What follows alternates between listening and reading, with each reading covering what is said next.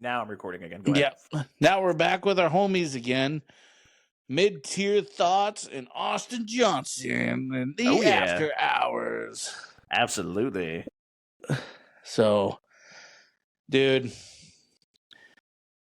like I said, like I am not the guy that likes to buy projects. Like, not that guy. Like, that's why I'm a single guy right now. Like, because guess what? All the women in my area, they're projects. They're projects. You can't buy nothing new off the line around here. You're pulling up to the junkyard and buying something that's been run through. It's like buying a used car. The interior is all messed up. It's got a weird smell, and they don't even have the colors you like. And it's never in your budget. Yeah. I don't know if we should leave that in there. I feel bad now, but like they always have like he's a dick. They always have way too many car seats.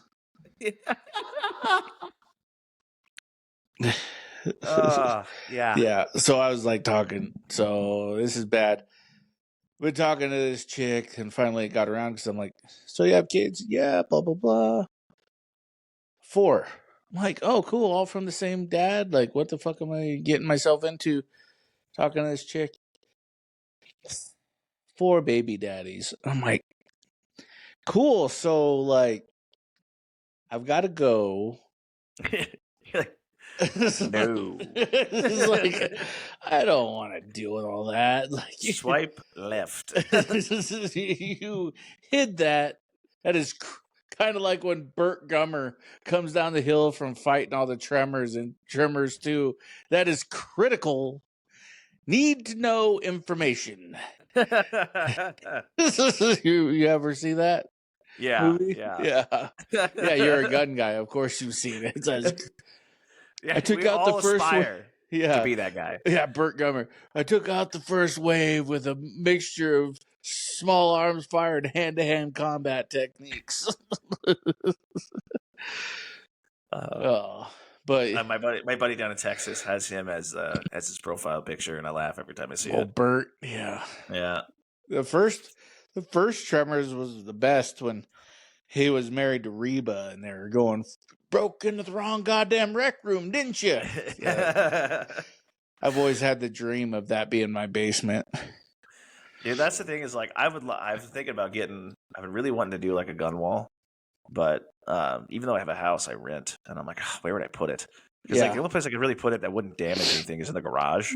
But then I don't want all my guns in the garage. It's your fucking garage, you know. It's like I'm like, there's just a flimsy door and a strong enough dude, and he's got all my stuff. Yeah, like, and it's not very hard to break into garages. That's why they make another heavy door into your house, you know. Yeah, I'm like, and you got to be careful because a lot of insurance companies don't consider your garage, even though it's attached to your house, as being a part of your house.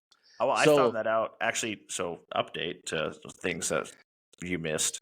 In January, my wife decided that brakes and garage doors were for pussies, and drove the car straight through the fucking garage door one day. Well, so I went through that whole process of getting that replaced, and that's true. They do not consider that a part of the house. They're like weirdly enough, we'll cover all the broken stuff in your garage under your homeowner's insurance.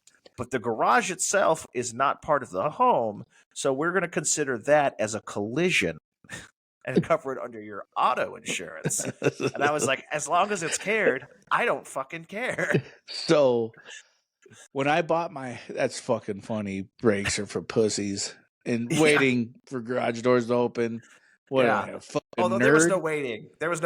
It was like, oh shit. Was she texting? Like, no, so she. We don't need to get into talking trash on your wife. No, but... I love my wife, and I don't want to talk bad about her. She thought it was in park, and it wasn't, and she reached over to grab something, and her foot hit the pedal, and that fucking happens. It was an accident. It was an shit moment, and it could have happened to anybody. But it was just funny because I come home from work, and on the way home, she's like, "So don't be mad," and I'm like, "Oh no." So don't be mad. So like anytime that starts off with "Don't be mad," it's like I'm immediately mad. like, what am I not going to be mad at? Even though on a scale of like 1 to broke, how much is this going to cost me? Yeah, like so. You know how I found out that they don't consider it part of your home? How's Because I that? bought a brand new house. It was brand new. I'm the first person to live in this house, but they built all these houses on my street so fast that they are very, very terribly put together. Like, Oh yeah. and a lot of this shit you don't notice till you've already been in it for like just past the like, we'll fix anything because we built the house. Like, that is not, like, you'll be looking at something like that is not level at the fuck all. And like our window's supposed to be sideways. like you're like, but it took you like 5 years to realize it because you don't stop and stare at that specific spot on the wall long enough to realize that's fucked. But yeah, it was within the warranty time, and the guy that was ahead of all the construction had a house he was living in at kind of like the middle of the subdivision. Yeah. And I was opening my garage and my garage door fell off. It just fell the fuck off. And I've been in this house for like a week and a half. Like, I just closed on this house. And I go up to hit, like, because he wasn't answering the phone, because like everybody's pissed at this dude because they fucked this whole thing. Yeah. So I go to his house on my Harley, knock on his door, and he answers. I said, "Get your ass down to my house and fix my fucking garage door now." Right. And he's like, "Well, actually, which door is it?" I'm like, "The garage door. Like, the big door. The biggest door on your house. You know, the kind you can fit a fucking car through?" He's like, "Actually, that's not an actual house. That's not a door to your domicile. That is just to the parking area. So I'll put you on the list because that's not considered an emergency." I'm like, "It's not a house. It's not a door to my domicile. It will be when I burn your fucking house down." I said, "I don't think you understand." I said, "It's not only a door to my domicile, it's the biggest fucking door in my domicile." Right. Like, look, dude, if you don't fix this, I will follow you home and shit in your driveway. So then I think he was starting to understand. So he get there, he put it back on. I've like randomly for the rest, I've owned this house for about 15 years. Almost got it paid off. Joy. And it just still will randomly just fall the fuck off. Like, I need to eventually just buck up the money and like put a real big boy garage door, because it's like, it's so paper thin, like tin, that it just like last year it literally tacoed in half. So I just bought a bunch of steel ribbing and like reinforced it. That's awesome. It's like made out of Chinesium tin. Like, if it makes you feel any better, I have a guy I work with who he's single dude, lives alone, and we were talking to him, and he's always telling us about these like experiments and stuff that he does like in his apartment, right? And his latest one is he's learning how to make his own black powder, right? He's buying all the components, but tumbling everything together. Like, he wants to make his own black powder. Is he like learning from an ancient Chinese elder? YouTube. Oh yeah, like that never yeah blows up your entire house. So this is a guy who like every 6 weeks he's got every couple months, every 2-3 months he's got a new thing that like this is his thing now, right? Like last year during hunting season, we were like, "Hey, have you ever gone hunting?" And then like the next day he shows up like in camo. He's like, "Oh yeah, He's got all new Sitka He's like, I spent all last night. Yeah, he's like, I spent all last night. Like, I passed the exam, so I just got to go do my in person, and then I can get my hunting license. I'm gonna go start figuring out where to bag a deer this year. Like, never picked up a rifle to go do this before, and now he's gonna go do it. That's his whole personality. And then after hunting season, he was a soup guy. He's gonna learn how to make all these soups.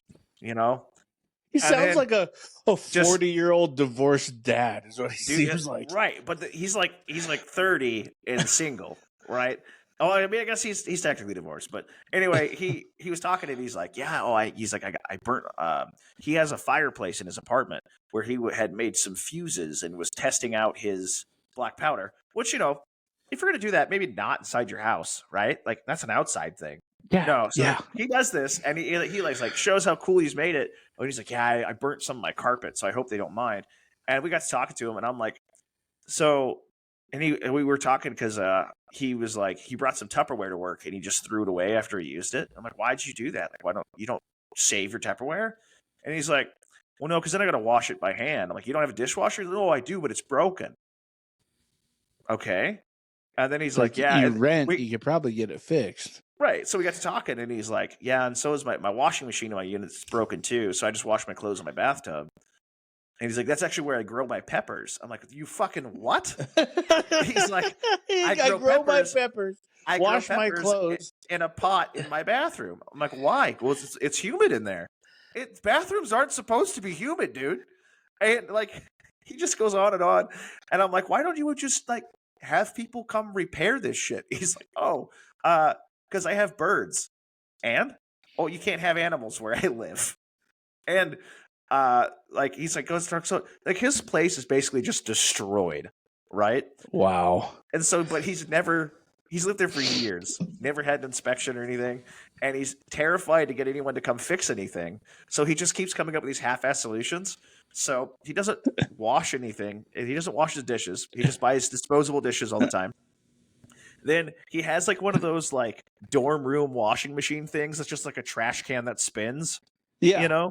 That like you hit with a pedal, and that's how he like washes his clothes between like big loads. He does those in the bathtub. Small loads he does on the kitchen counter. Yeah, he'll spin it while he's watching The Simpsons on his iPhone. Yeah, and I'm like, dude, what are you doing with your life? I'm like, homie, like the amount of hours of overtime you have. Like, I don't want to say how much the guy makes, but it's well above what he should be. He could afford a new washing machine. Yeah, I'm like, you don't have to do this. Like Facebook you don't have to live Marketplace. like this. It's like Facebook Marketplace, bro. Like yeah, I was like, dude, whenever you move out, like they're just gonna board that up. It's gonna be like unit 11, 10, 13. Like, yeah, there's no 12, motherfucker. 12 doesn't exist. They start changing numbers all the way up. Just that's a utility closet. Did you know in a lot of buildings they don't have a floor 13? I've heard that. Now I don't know if that means like I've seen the 13 button on elevators, so I don't know if that just means it doesn't go anywhere. But like, I don't know. I've seen the number 13, but it keeps going, and I just don't know if like you just can't go to that floor or yeah, what. Like I've heard I don't know, but that's. Whatever. I've never we don't have a lot of 13-story buildings in Wyoming. In Gillette, Wyoming. Like the place that your parents have their cigar shop is like one of the tallest buildings in town. And I think that's like 5 stories. I think one of our banks is. Yeah. Wow. It's pretty tall. Yeah. Let's say even here, even in like the bigger city like Spokane, there's there might be a couple buildings that go that high. There probably are, but I don't have any business being there. I work for a living. I don't go to tall buildings. They make me nervous and scared. I don't have enough money to be here. What am I, Donald Trump? Yeah. I can't afford anything more than 7 floors, all right? Let's face it. I'm a 3-floor maximum kind of guy. Yeah, I remember as a kid we used to in Spokane. The only reason we went to any big buildings like that was on the 7th floor of the mall. There was the Macy's outlet store, and it was just all the cheap stuff they couldn't sell. Yeah, they're like, this is where the poor people shop. Yeah, we put it high enough to where, yeah, and it only goes up to the 5th floor. So the last 2 floors are a motherfucker, especially when you got all the full bags and shit. So you turn your kids into little Sherpas. You're like, carry this. You only weigh 40 pounds. You'll be fine. You got to carry 50 pounds worth of shit. I promise I'll get you. Get swole. I will buy you a cookie on the way out. Then you get out to the car. Mom, where's that cookie at? Bob, where's the cookie at? We'll get you one next time. Yeah. You played me again. Foiled again. I'll let you pick the song on the radio tomorrow. Yeah, then it's like, that's when you learn to accept payment up front before you do anything. It's like, hey, son, I'll buy you that cookie before you... if you help me carry this shit, let me see the money. I want to see a motherfucking cookie, dude. Let me see the money. Give me half that fucking cookie first. Half up front. Half up front. Half now, half of the job is done. Oh, that's funny, dude. Yeah. But yeah. No, yeah, it's funny. It's funny here too, because like actually they are building in like the downtown Coeur d'Alene area a lot of like high-rise buildings, but like for like apartments and condos and stuff. Mm-hmm. And it's kind of like I get it's nice for the local economy and everything, but it also kind of sucks because like we didn't have big buildings, and now there's a bunch of big buildings right by the water, and you're like, oh, this was like a cool small little town. You know, and now you got all these hipsters moving in. It's gay. Oh, dude, it's like okay. So like the other day, my wife and I we're like, you know what? Let's just go on a drive, right? So we get the kids in the car, and 2 hours south of us is a town called Moscow, Idaho. And in Moscow, Idaho, there's the University of Idaho, right? And we were like, well, we've gone 2 hours north and explored what's up there. We've gone 2 hours east. Let's go 2 hours south and just kind of figure out just like a little day trip, right? Right. Beautiful drive down there.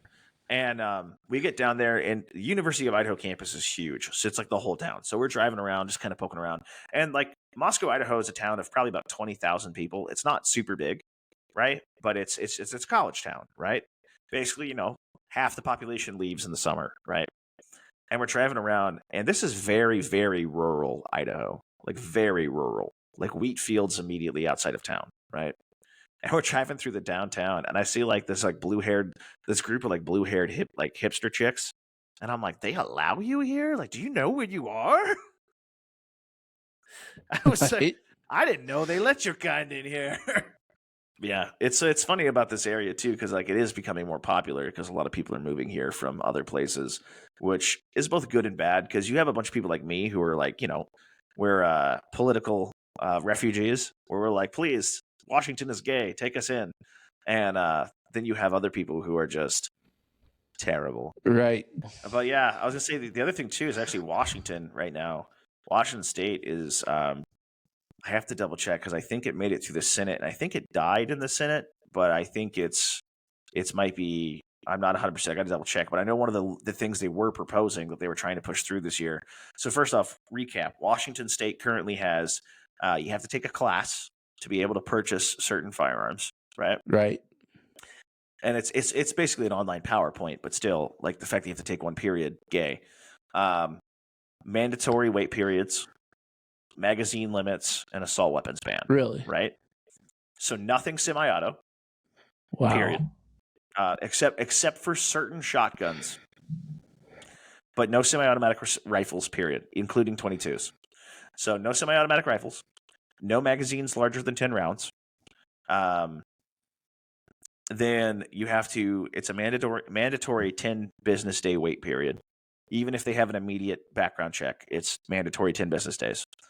And then you also have to have the class. And they were trying to pass this thing that was basically a permit to purchase bill, where you'd have to take an additional course and then send your paperwork to the Washington State Patrol, who would have to process it and give you approval once every so often, like once every couple of years, that you're good to be able to go buy a firearm. And then still go through the background check process. Wow. Yeah. So it's like you have to get a background check to be allowed to get a background check. That's fucking crazy. Yeah. It's like, look, if you wanted to, like, I don't support it, but it's like, if you wanted to make the compromise that you had to get the permit to purchase, but in return, you don't have to do a background check, I could see that being a compromise. I don't like it, but it's like, oh, hey, we're clearing your name. You're good. So you can just go buy as many guns as you want and leave same day. But it's like, to do both? Come on. Well, like in Wyoming, if you have your concealed carry permit, They don't have to call in your 4473s. Yeah. Like same here. Same here. Like, so I think if you're able to get a concealed carry permit, that should suffice as your purchasing permit that's and shit like that. Behind that. That's the reasoning behind that. Is it's like you're clearly like you've passed a background check, the same background check. It's the exact same or harder. You've passed that. Yeah, like like it's just as hard or harder to get your concealed. Everybody agrees you're not that big of an asshole. You might be a regular asshole, but at least you're not like. Well, and it's like as long as your state has a system to take away that if you get in trouble, that's like the whole idea was like, okay, cool. It's like in Idaho, if you do something stupid, right, and you lose your concealed, it's updated in the system instantly. Right? You don't have a concealed, like you don't have that. Yeah. And they confiscate it. So it's like, but as long as you don't do anything stupid, their whole thing is like, well, yeah, we already checked you out. Why do we need to check you out again? Are you like? Did you commit a crime in the last 10 minutes? Yeah. No? Okay, cool. Well, then, like, you're still just as legal as you were an hour ago. Yeah, I think... Well, there's other places that have, like, okay, you have a 10-day mandatory wait period, but it takes you 10 days to get your permit to purchase. So, like, literally... And you have 10 days from the time the date of the permit to purchase to receive your firearm. So that means purchase and go through the 10 day, like literally you have to get the permit to purchase and purchase the gun the same fucking day. Otherwise, if it goes longer than 10 days on that permit to purchase and the waiting day is 10 days, you got to restart the whole fucking thing over again. Well, it was like that in Washington for a hot minute because when they instituted the background check system, the problem was originally it was the background check system for Washington State was originally just for pistols. We had a pistol registry in the state of Washington, but it wasn't called that. But it basically was. It was like Safe Mornings Activist Act of 2000. Yeah, it was something stupid, and it was like... but basically, it was only if you didn't have a concealed. That's how it started. Okay. If you didn't have, if you had a concealed paper, if you had a concealed, I still filled out the form, but I didn't wait for approval. It was just go. Right. Then they changed it to where like, okay, if you buy a pistol, period, or a semi-automatic rifle, I have to fill out this form, and you have to wait for the approval. Now, when you get the approval back, it could be same day, or it could be whenever. It's just as soon as I get it, you're good, right? Well, then when they made it to where you had to do it for everything, period, it like we were already having backlogs to what was normally taking a day or two, taking 6-7 days, right? Like normally our turnaround for the county I was in, we'd get them back in like a week at the latest, right? And that's like if they were swamped, like Black Friday or something, you know, when we just like send them everything. And then it went to like, we're like 3-4 weeks out, or we're like 2-3 weeks out. Right. And sometimes it was longer. And the issue is when you start your 4473, you have 30 days to pick it up. If you don't have the firearm in your hands and signed for within 30 days, you have to start over. And we started to run into cases like that where we had to have people come in and be like, hey, man, I'm sorry. We got to start over. And it depended on the counties because some of these counties, it's their records department. So some of them have people dedicated to this. Other ones, it's like some smaller counties, it's just Becky. Yeah, it's LaFonda in the corner, like. Yeah, and she does all the records, not just this. Yeah. You know, so it's like she gets to it when she gets to it. Like there was one county I had where like the person doing that paperwork for all of their county was on vacation, and so they just weren't processing them. And I'm like, cool. So what do I tell like the 17 customers that have firearms waiting? That like she's gone for a month. Like you just screwed all of them out of a gun. So like there was a few court cases that were taking place because of that. And it was like, because basically it was like essentially the state denying your right to own a firearm just by this bureaucratic process. So they've got a hell of a battle going on there. And I think the other one too that was proposed was a limit to the number of rounds you could purchase, as well as requiring a background check for the number of rounds. So it was like you were limited to like a box per time. That's you had to get background stupid. check every time. Like, yeah, it was like 50 rounds. Yeah, it's like, get the fuck out of here. Like we call people that like are impressed by buying 1,000 rounds, you fucking gun muggles. Right. Because because it's like Muggles, if you are any nerd or whatever of Harry Potter, Muggles are non-magic people.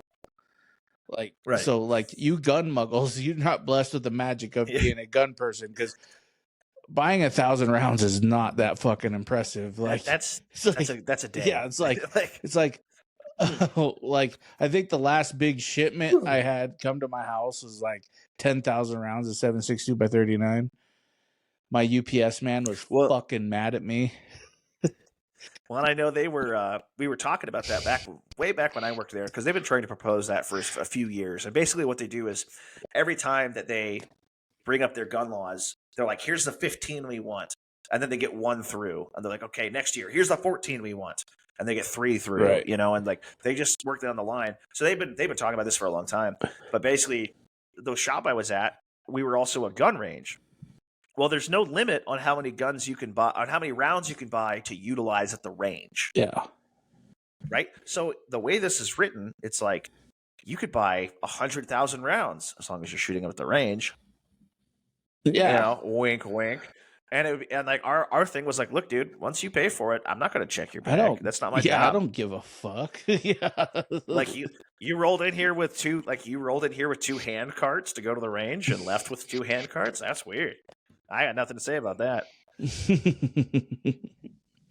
Yeah, well, it's like, and the other thing they did too is they passed this thing that it was basically, they called it the thing was, it was the death to FFL was what the gun people were calling it, and it put these requirements that said if you had to lock up every single firearm individually with certain state standard locks of some sort. Like imagine going into a decent sized gun shop and having to take every pistol out of the display and lock it in a safe every single night and then put it back out every single morning. Yeah, it'd take you an hour or two just to get the gun. More. Yeah.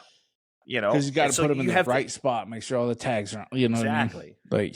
So there was that component they wanted to do to it, and then they also wanted to have an audio and visual recording side of it, to where it was going to require you to record audio and visually the storefront and interior 24 hours a day, and have specific camera and audio requirements at the point of sale systems to record transactions. So and the ability to store that information for up to 6 years. Holy, how many terabytes of fucking shit is that? Yeah. Well, it's like the store I was working at, we were pretty decent in size. Like we were a mom and pop shop in the sense that there was just one of us, but we were a decently good sized store. Right. And we were about the size of probably about half to 3/4 of your standard Sportsman's Warehouse. Right. So as an independent shop, we were pretty big size. And it was going to cost us $350,000, mainly just because we needed the storage space. Right, that you need the hard drives and shit. Yeah, it was going to cost us $300,000, and it's like, dude, you can't since the assault weapons ban went through in 2019, and now it's 2025. They did a study on it, and almost 70% of FFLs in Washington have gone out of business. It's crazy. It's just not profitable anymore. And a lot of them have just crossed the border over here to Idaho. But it's outside of big box stores or in some of the larger shops, a lot of them, where it's Joe's hole in the wall, he can't take that hit. He's like, all right, cool, I just retire, I guess. Yeah, fuck. And so are they trying to catch weird conversations? Some of the shit. So that was their whole thing. Is the way they justified it was they wanted to have the ability to be those stories where it's crazy guy bought a gun yesterday and then shot up a church or something, right? So is this gun good for murdering? Yeah, right. That's what they're expecting. Yeah, it's I need a gun for murder. Because it's here. See, the thing is, it's some dude walks in and it's hey man, how's it going? Yeah, I'm looking for an AR-15. Oh yeah, I really want one. Blah blah blah. Cool. And he acts totally chill. I don't know. FBI says he's good. Why is this my fault? Yeah. Or hey, Second Amendment because American freedom, whatever. But yeah. But if a guy walked in a trench coat and says, "I'm going to buy this gun because I expect to do a mass casualty event," I'd be fuck, fuck you, bro. I don't think I'm going to say this. I've absolutely canceled sales before. Yeah. I've had people just weird. I had a dude come in. this guy is either the dumbest criminal or 100% an ATF agent's doing like a compliance check. Yeah. Because this dude rolls in and he's got a buddy with him, and his buddy's in the back and like not making eye contact with anybody, but like casually kind of like listening in.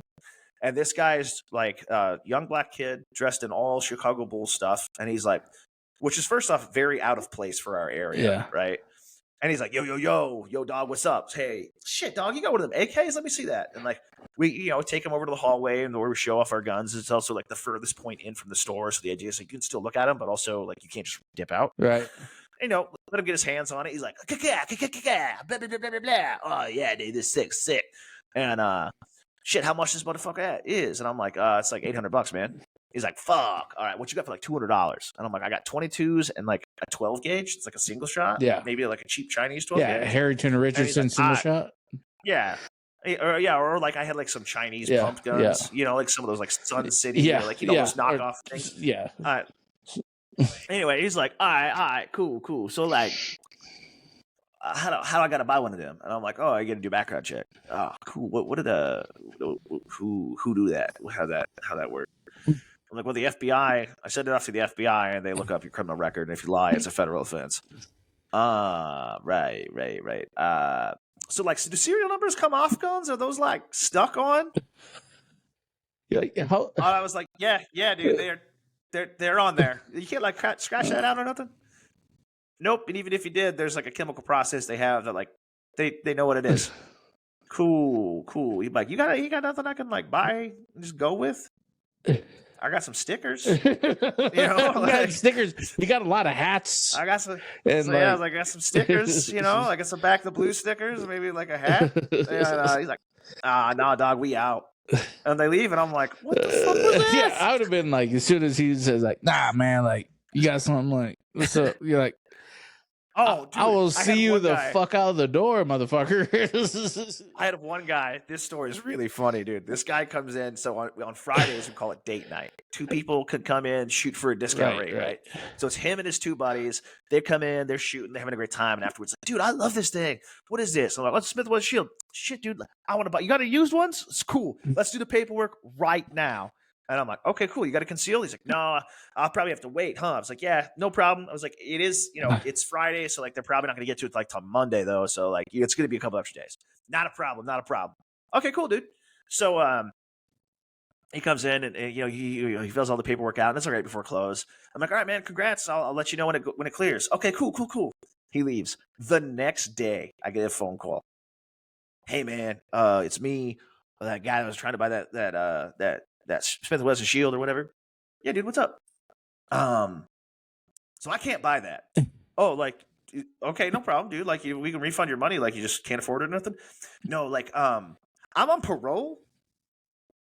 What? He's like, yeah, I'm a felon. I'm like, you can't even be in the building. It's like, that little pre-questionnaire we have before you come into the fucking range. I was like, so you lied on your form. That's going to be a you problem, but I'd be concerned about that. And yeah, like, you can't even come back to the building. Like, I guess we'll just mail you your refund. Oh, okay. I was like, just so you know, like, we are going to charge you $50 though for making us run the paperwork when we didn't have to, so it's a restocking fee. Yeah, no problem, man. Just hurry up and cancel it. Yeah, okay, cool. So then Monday, I come into work, and like these 2 Spokane Police Department guys come in, and they're like, "Hey, did you sell this guy this gun?" I was like, "Yeah."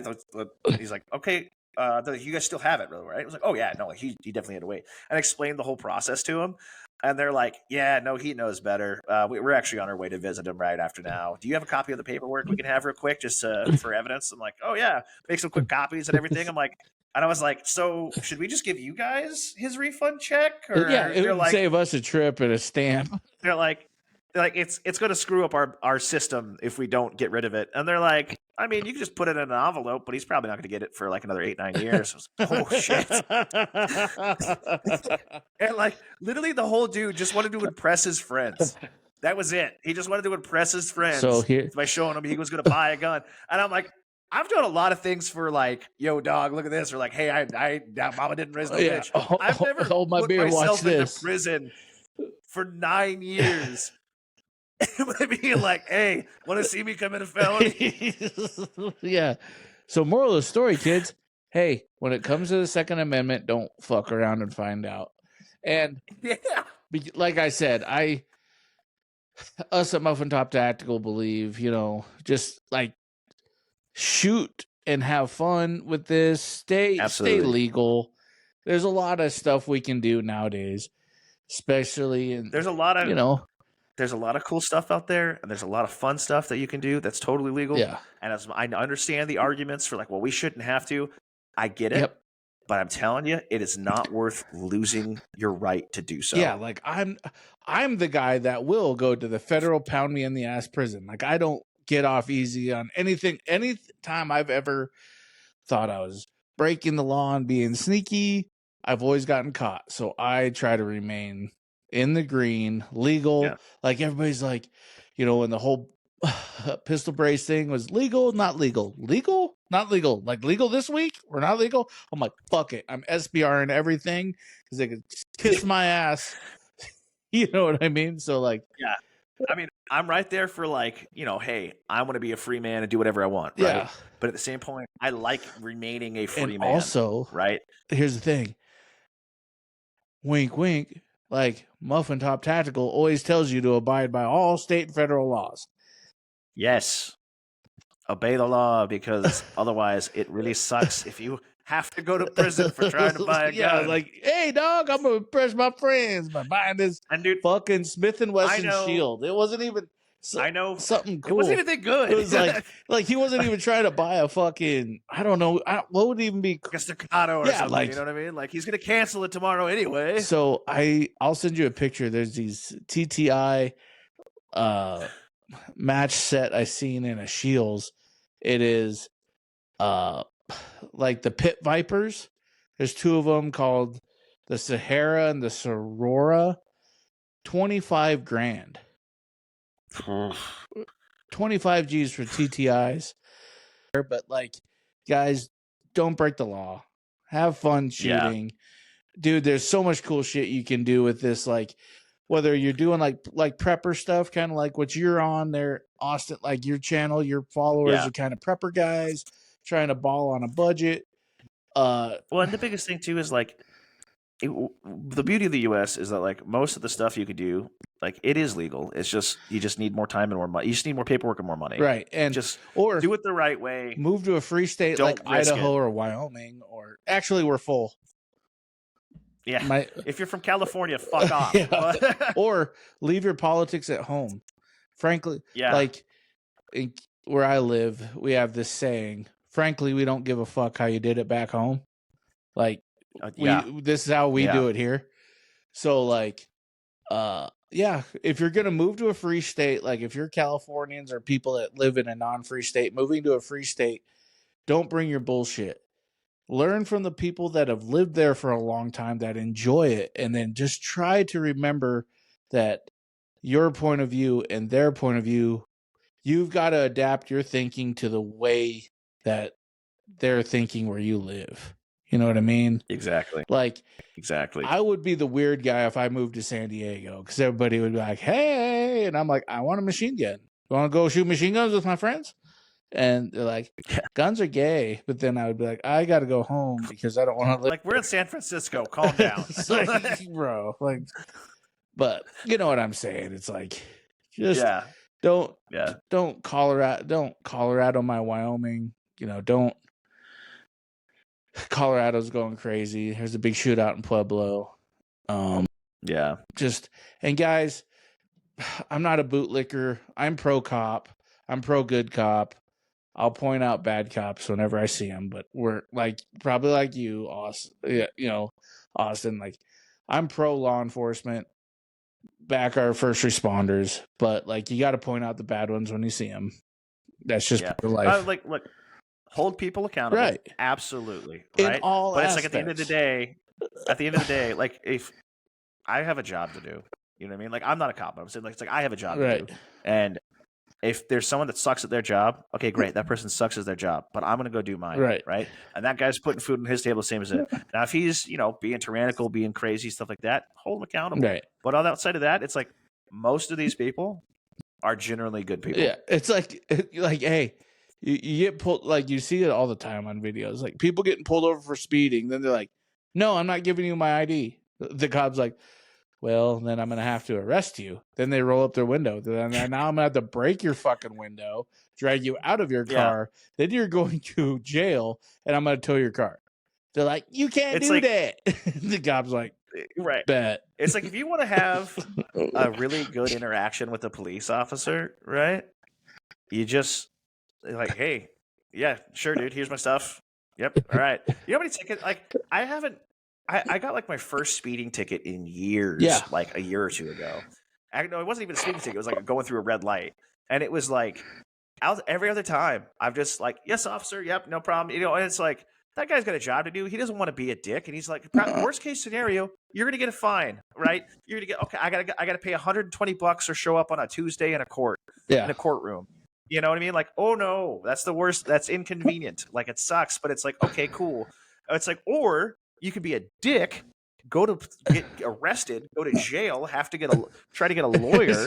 And your car's do this impounded. whole process. Then they find like a little bit of shake. Fucked my whole month. Yeah, it's like yeah. So the last time I got pulled over, I was literally right in front of the sheriff's department at the stoplight, and I was sitting in the straight going lane and right turn lane, you know. So I was sitting there waiting to go straight, and the car next to me was turning left on green. And I just saw her turning left, so I shot straight through the intersection on red, fully blew this red light. The sheriff deputy was sitting right behind me in the cop car, literally watches me pass through the intersection. And he lights me up. He's like, I was talking on the phone with my mom, who's a 911 dispatcher, retired from that sheriff's department. Yeah. My dad worked at that sheriff's department, you know? So I pull over, and I pull over immediately, and I'm like, fuck, Mom, I get pulled over. Gotta go. Cop walks up. He's like, what are you doing? I said, I don't know. I was talking to my mom.